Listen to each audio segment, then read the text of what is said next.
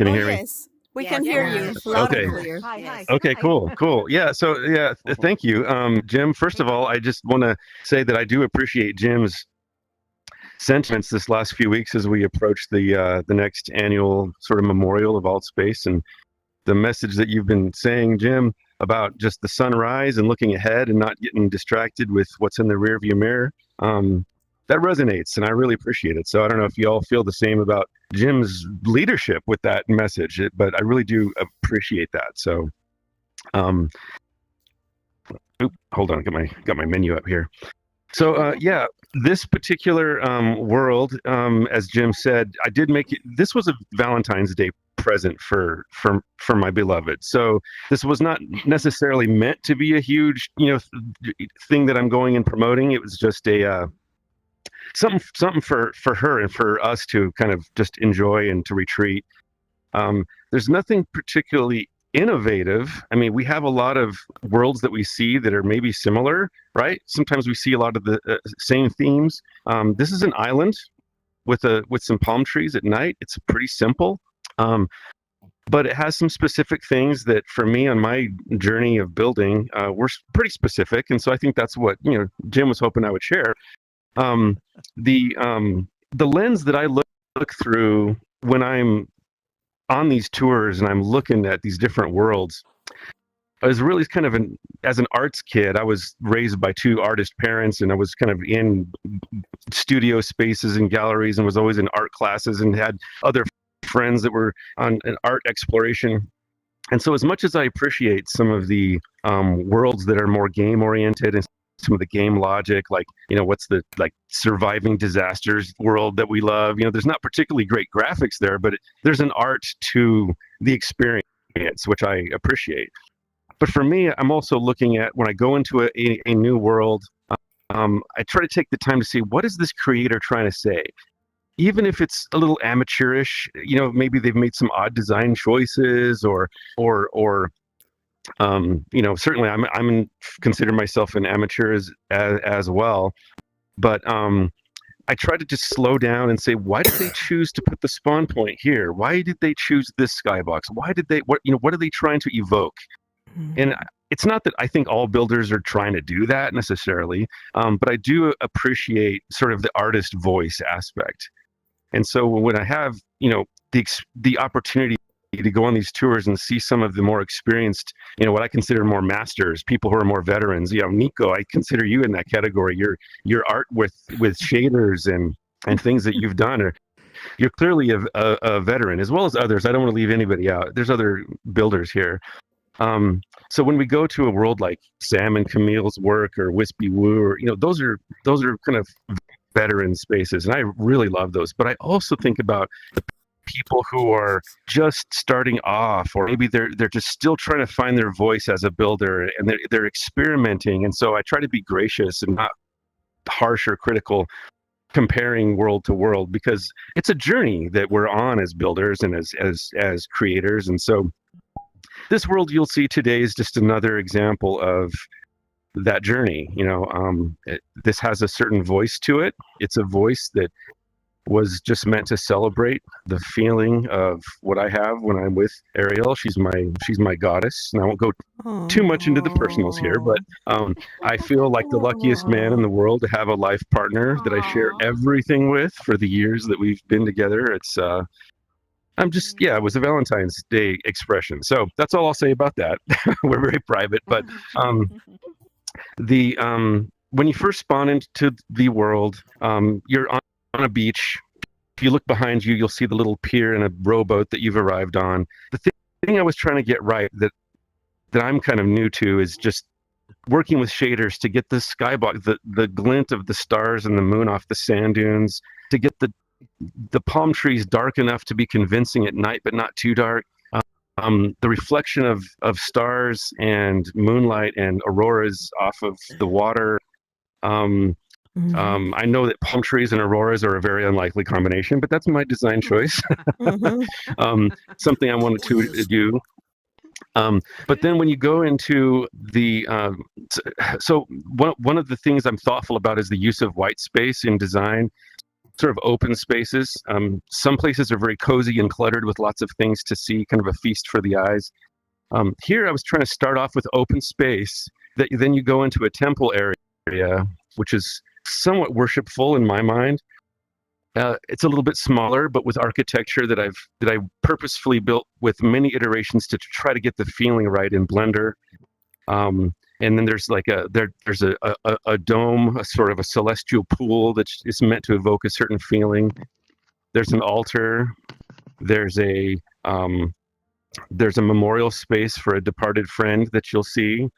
But then as you explore and find the more intimate spaces, there is a more cozy environment that is in the upper room that is a bit more cozy. So it gets kind of these layers as you kind of go into the experience. It's not very big. Keep your expectations moderate. There's always this feeling.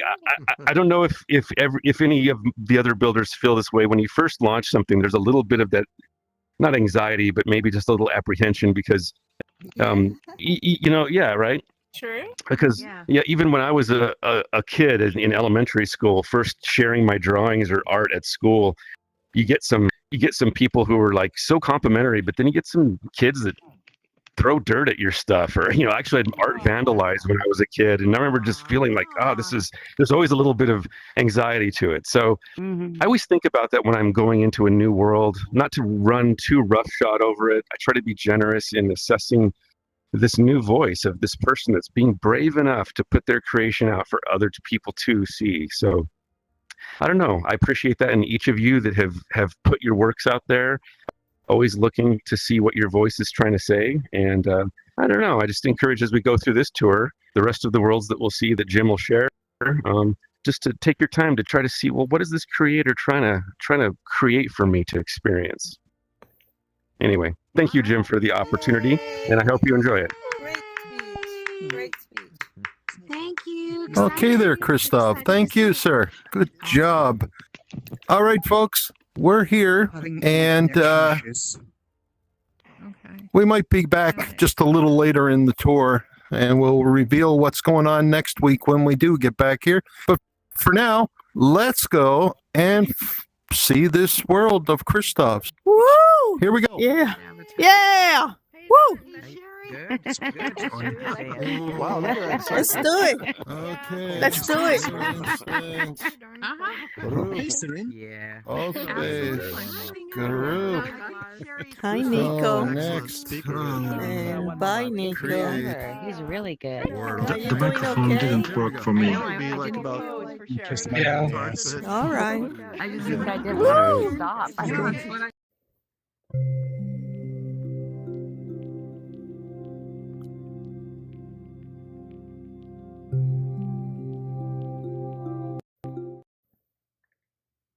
Moonlight Isle. Chrystov plus Aureal's Moonlight Isle. I had the pleasure of reviewing this world on my YouTube channel, and now I convinced Jim to showcase it during the tour. I love what you did with the lighting. During the tour. Did you see the mirror? I changed the lighting for that piece. Yeah. I like it. I like the update. It's really It's nice. more it's more useful. Yeah.